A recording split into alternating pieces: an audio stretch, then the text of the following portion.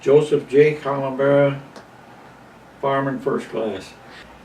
Well, I'd never been aboard a ship, you know, and when I was in boot camp, they said, "What kind of ship you want to be on?" I said, "A cruiser." And but I went on Abnaki. I'm glad I did because we had a small crew. We only had the complete complement would have been 95 people with officers, and I learned everybody's name. And many of them I learned where they lived.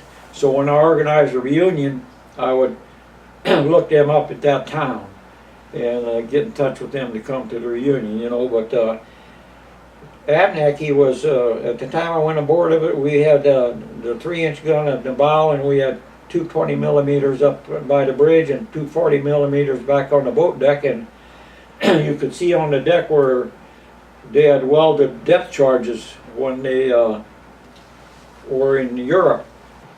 I was a seaman second class with a white stripe on my right shoulder, and they said, you're a fireman now, and you get a red stripe on your left shoulder and take this off.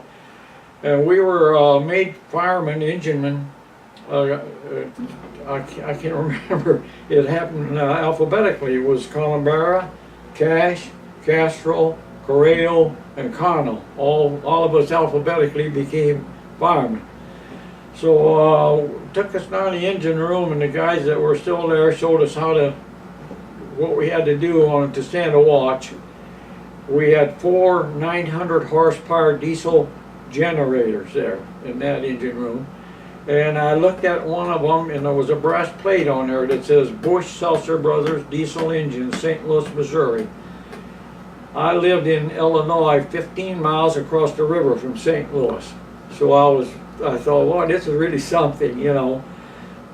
So I was on there for a short time, and then they made me oil king. I had to keep track of all the oil that was expended during each day and how much oil was in it. And once I refueled the ship. When I was in Yokosuka, they had a battleship there, a Japanese battleship there that had participated in the Japanese-Russian War, and it was, you could go on it for a dime. I never had a dime, so I couldn't go on there. But we were in Yokosuka, and we took a draft of sailors up to Yokohama, and there was nothing there. It was all bombed out, and there was just a 2-story building out there. So we went over there, and so they charged us 50 cents to go in, and a quart of beer was 50 cents. So we went upstairs, and there was a Japanese band there, and this girl was singing in the Japanese kind of slang, singing "kissing me once and kissing me twice," like that, you know. And so we drank that beer up, one another beer, and they said, "No, you have to go back outside and pay 50 cents again to come back in." So we didn't do that. We never had any money, you know. We just didn't know where we were going. We didn't take any money with us.